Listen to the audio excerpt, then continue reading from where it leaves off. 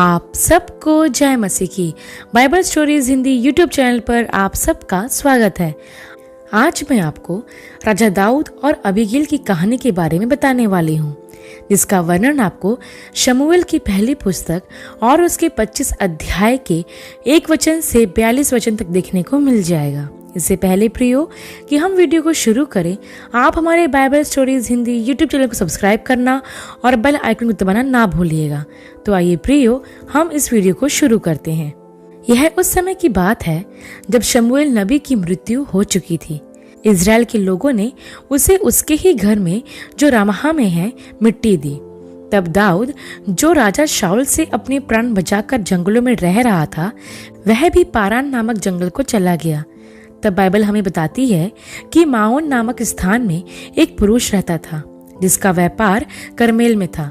वह पुरुष बहुत धनी था और उसकी 3000 भेड़ें और 1000 बकरियां थी, और वह अपनी भेड़ों का ऊन कतर रहा था।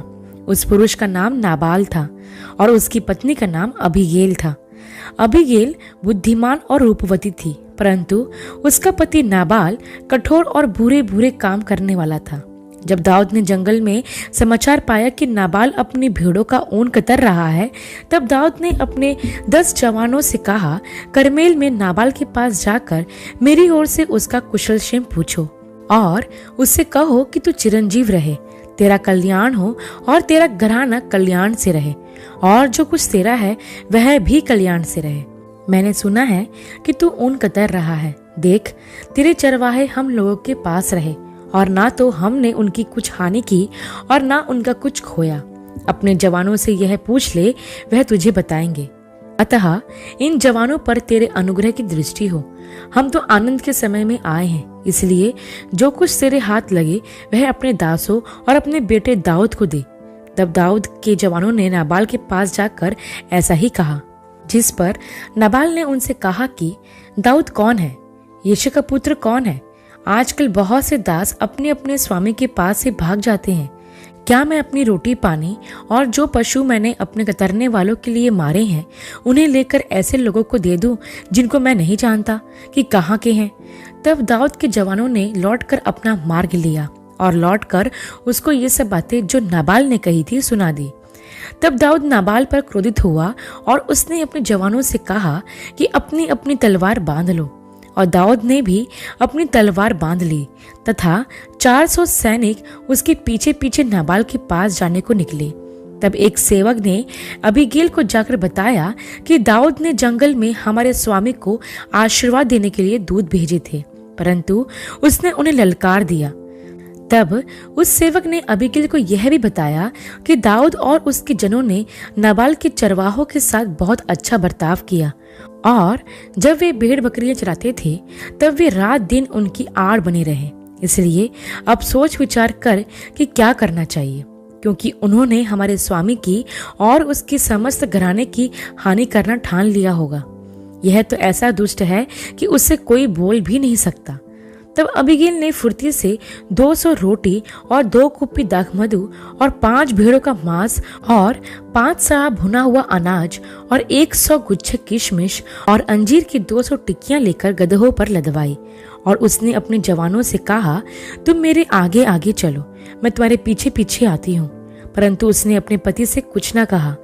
तब अबीगैल दाऊद से मिलने के लिए जंगल की ओर जाने लगी, क्योंकि दाऊद ने ठान लिया था कि सवेरे होने से पहले नाबाल और उसके सारे जनों को जीवित नहीं छोड़ेगा, क्योंकि उन्होंने मुझसे भलाई के बदले बुराई ही की है। और दाऊद भी अपने जनों समेत पहाड़ों की आड़ से उतरा आता था। तब अबीगैल भी उसी मार्ग में दाऊद से मिली, और वह दाऊद को देखकर अपने गदहे पर से उतरी और दाऊद के सम्मुख मुंह के बल भूमि पर गिरकर उससे कहने लगी कि हे मेरे प्रभु, यह अपराध मेरे ही सिर पड़े। मेरा प्रभु उस दुष्ट नाबाल पर चित्त ना लगाए, क्योंकि जैसा उसका नाम है वैसे ही वह आप है। उसका नाम तो नाबाल है और सचमुच उसमें मूढ़ता पाई जाती है, परंतु तेरे दासों ने मुझे नहीं देखा। अब मैं तुझसे विनती करती हूँ कि अपना बदला ना ले, और यह भेंट जो तेरी दासी अपने प्रभु के पास लाई है, इसे उन जवानों को दे जो तेरे साथ चलते हैं, और अपनी दासी का अपराध क्षमा कर, क्योंकि यहोवा निश्चय मेरे प्रभु का घर बसाएगा और स्थिर करेगा। इसलिए कि मेरा प्रभु यहोवा की ओर से लड़ता है और जन्म भर तुझ में कोई बुराई नहीं पाई जाएगी। तब दाऊद ने अबीगैल से कहा, इस्राएल का परमेश्वर धन्य है जिसने आज के दिन मुझसे भेंट करने के लिए तुझे भेजा है, और तेरा विवेक धन्य है और तू आप भी धन्य है कि तूने मुझे आज के दिन खून करने और अपना बदला आप लेने से रोक लिया है, क्योंकि सचमुच इस्राएल का परमेश्वर यहोवा जिसने मुझे तेरी हानि करने से रोका है, उसके जीवन की शपथ, यदि तू फुर्ती करके मुझसे भेंट करने को ना आती तो निसंदेह सवेरे उजियाला होने तक नबाल का कोई लड़का ना बचता। तब दाऊद ने उसकी भेंट को ग्रहण किया और उससे कहा, अपने घर कुशल से जा। सुन, मैंने तेरी बात मानी है और तेरी विनती ग्रहण की है। तब अबीगैल नाबाल के पास लौट गई और क्या देखती है कि वह घर राजा का सा भोज कर रहा है और नाबाल का मन मगन है और नशे में अति चूर हो गया, इसलिए उसने भोर के उजियाला होने से पहले उसे कुछ भी ना कहा। जब सवेरे नाबाल का नशा उतर गया तब उसकी पत्नी ने उसे सारा हाल कह सुनाया। तब उसके मन का हियाव जाता रहा और वह पत्थर सा शून्य हो गया, और 10 दिन के पश्चात यहोवा ने उसे ऐसा मारा कि वह मर गया। तब नाबाल के मरने का हाल सुनकर दाऊद ने कहा, धन्य है यहोवा जिसने नाबाल के साथ मेरी नामधराई का मुकदमा लड़कर अपने दास को बुराई से रोक रखा, और यहोवा ने नाबाल की बुराई को उसी के सिर पर लाद दिया है। तब दाऊद ने अपने लोगों को अबीगैल के पास भेजा ताकि वह उससे दाऊद की पत्नी होने की बातचीत करे। तब दाऊद के लोगों ने अबीगैल के पास जाकर कहा कि दाऊद ने हमें तेरे पास इसलिए भेजा है कि तू उसकी पत्नी बने। तब वह उठी और मुंह के बल भूमि पर गिरकर कहा कि तेरी दासी अपने प्रभु के सेवकों के चरण धोने के लिए दासी बने। तब अबीगैल अपने गदहे पर चढ़ी और उसकी 5 सहेलियां भी उसके पीछे हो ली, और वह दाऊद के दूतों के पीछे पीछे गई और उसकी पत्नी हो गई। प्रियो, अब हम इस घटना से कुछ बातों पर ध्यान देंगे। सबसे पहले हम नाबाल के चरित्र के बारे में देखते हैं। नाबाल एक मूर्ख प्रकार का व्यक्ति है। साथ ही हम यह भी देखते हैं कि वो अहंकार से भरा हुआ था। जब दाऊद ने अपने लोगों को नाबाल के पास भेजा ताकि वो कुछ खाने के लिए उन्हें दे, क्योंकि दाऊद के लोगों ने जंगल में नाबाल के चरवाहों और उसकी भेड़ बकरियों को सुरक्षा प्रदान की थी, और दाऊद ने अपनी इसी भलाई के बदले नाबाल से भी भलाई की उम्मीद की थी। लेकिन नाबाल ने दाऊद के लोगों का अपमान करके उन्हें जाने के लिए कहा और उनके हाथ कुछ न दिया। एक तरह से नाबाल ने दाऊद का एहसान मानने के बजाय उसकी की गई भलाई का कुछ आदर ना किया, जो नाबाल के स्वार्थी चरित्र को प्रकट करता है। प्रियो, नाबाल एक अधर्मी, धूर्त, मतलबी, असभ्य, अहंकारी और स्वार्थी किस्म का व्यक्ति था। वह बहुत ही दुष्ट और मूर्ख किस्म का था। लेकिन उसकी पत्नी अबीगैल समझदार, बुद्धिमान, दयालु और नम्र स्त्री थी। जब उसने सुना कि नाबाल ने दाऊद के जनों के साथ कैसा व्यवहार किया और दाऊद भी नाबाल पर क्रोधित होकर उसे नष्ट करने की योजना बना चुका, तो अबीगैल ने समझदारी दिखाते हुए ढेर सारे भोजन दाऊद के पास उसके लोगों के लिए ले गई और दाऊद के पैरों में गिरकर उससे क्षमा मांगी ताकि वह उसके पति नाबाल को घात करके बुराई ना करे। प्रियो, अबीगैल ने दाऊद और नाबाल के बीच मध्यस्थी का काम किया। उसने नाबाल की सारी बुराई अपने ऊपर ले ली और दाऊद से विनती की कि नाबाल को और उसके घराने को छोड़ दे। वैसे ही प्रियो, आज कई महिलाएं अबीगैल की तरह परमेश्वर और अपने अधर्मी परिवार के बीच मध्यस्थी का कार्य कर रही है।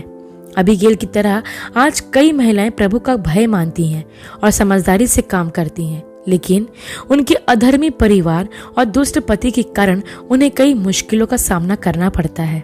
लेकिन ऐसी महिलाओं को मैं प्रोत्साहित करना चाहती हूँ कि वे अपने घराने के लिए हमेशा मध्यस्थी करते रहें।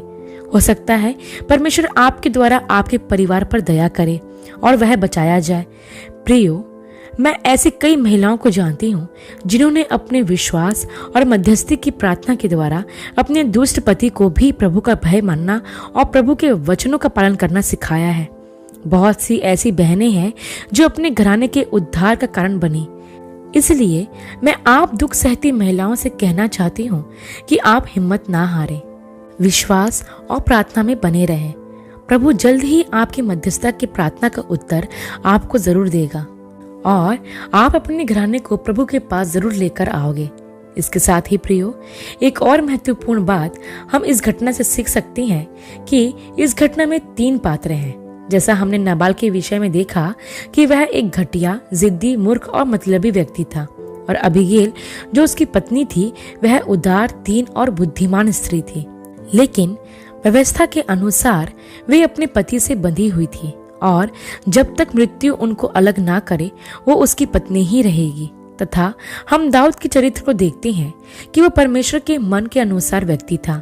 शमूएल द्वारा उसका अभिषेक किया गया वह विश्वास, साहस और सामर्थ्य से भरा हुआ व्यक्ति था जो एक दिन इजराइल का राजा बनने वाला था। अब मैं आपको बताना चाहती हूँ कि नाबाल हमारे पुराने पापमय स्वभाव का रूप है तथा अबीगेल का नाबाल से विवाह होना यह बताता है कि हम अपने पुराने पापमय स्वभाव से व्यवस्था के अधीन जुड़े हुए हैं तथा दाऊद मसीह यीशु का रूप है जिससे हम विवाह करना चाहते हैं। अब ये ध्यान रखें प्रियो कि जब तक नाबाल की मृत्यु नहीं होती तब तक अबीगेल उससे अलग नहीं हो सकती थी। ठीक उसी प्रकार हमें हमारे पुराने पापमय स्वभाव को मारना अवश्य है। प्रियो, जैसे ही परमेश्वर ने नाबाल को मारा तो अबीगेल स्वतंत्र हो गई, और जब दाऊद को यह पता चला कि नाबाल को यहोवा ने मार दिया है तो उसने अपने लोगों को अबीगेल के पास भेज दिया ताकि वह अबीगेल से विवाह की बात करे। तब हम देखते हैं प्रियो कि अबीगेल तुरंत उनकी बात मान लेती है और उनके पीछे पीछे चली जाती है ताकि उसका विवाह दाऊद से हो सके। प्रियो, अबीगेल की तरह हम भी दाऊद जैसे पति के अधीन रहना चाहते हैं, परंतु समस्या यह है कि हमारा विवाह नाबाल अर्थात हमारे पुराने पापमय स्वभाव शरीर से हुआ है। हमारा जन्म ही पाप से और पाप में हुआ है और हम इससे छूटना तो चाहते हैं लेकिन छूट नहीं पा रहे। यदि हम इससे छूटना चाहते हैं तो हमारे पुराने स्वभाव का मरना आवश्यक है, और उस पुराने स्वभाव को हमारा परमेश्वर ही मार सकता है। और जब हमारा पुराना स्वभाव मर जाएगा तब हम स्वतंत्र हो जाएंगे कि मसीह से जुड़ जाएं। प्रियो, प्रभु यीशु मसीह के साथ एक नया रिश्ता बनाने से पहले हमको हमारे पुराने रिश्ते को पूरी तरह से खत्म करना जरूरी है। इसलिए इफिसियों की पत्री के 4 अध्याय के 21 वचन में लिखा है कि तुम अपने चाल चलन के पुराने मनुष्यत्व को जो भरमाने वाली अभिलाषाओं के अनुसार भ्रष्ट होता है उतार डालो। हाँ प्रियो, वचन में हमें यह स्पष्ट बताया गया है कि हमें हमारे पुराने मनुष्यत्व को उतार देना है, क्योंकि जब तक हम पुराना नहीं उतारेंगे तब तक नया नहीं पहन पाएंगे। यदि हम नए स्वभाव को जो मसीह यीशु के प्रतिरूप है पहनना चाहते हैं तो हमें हमारे पुराने पापी स्वभाव को उतारना जरूरी है। प्रियो, मैं संक्षिप्त रूप से आपको यह बताना चाहती हूँ कि मसीह यीशु हमारा दुल्हा है और वह धर्मी, विश्वास योग्य तथा सामर्थी है। हम यही चाहते हैं कि हमारा विवाह हमारे प्रभु से हो, लेकिन ऐसा तब तक नहीं हो सकता जब तक आपका पुराना स्वभाव आपके साथ है। इसलिए प्रभु परमेश्वर से प्रार्थना करें कि वो आपके पुराने पापी और दुष्ट स्वभाव को मारकर आपको आजाद करें, ताकि आप मसीह की दुल्हन बनकर अपने जीवन की एक नई शुरुआत कर सकें। आशा करती हूँ प्रियो कि दाऊद और अबीगेल की इस घटना से आपको आशीष मिली होगी। अगले वीडियो में एक नए विषय के साथ आप सबसे फिर मुलाकात होगी। तब तक के लिए आप सबको जय मसीह की।